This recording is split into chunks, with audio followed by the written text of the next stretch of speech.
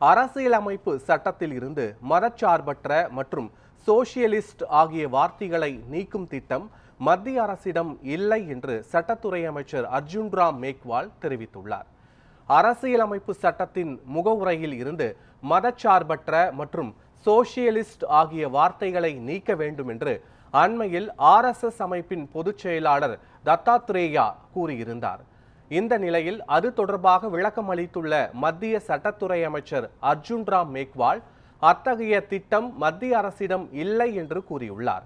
அரசியலமைப்பு சட்டத்தில் இருந்து மதச்சார்பற்ற மற்றும் சோசியலிஸ்ட் ஆகிய வார்த்தைகளை நீக்க வேண்டும் என்று சில அமைப்புகள் கோரி வந்தாலும் அதனை செயல்படுத்தும் எண்ணமோ திட்டமோ மத்திய அரசிடம் இல்லை என்று அர்ஜுன் ராம் மேக்வால் திட்டவட்டமாக தெரிவித்துள்ளார்.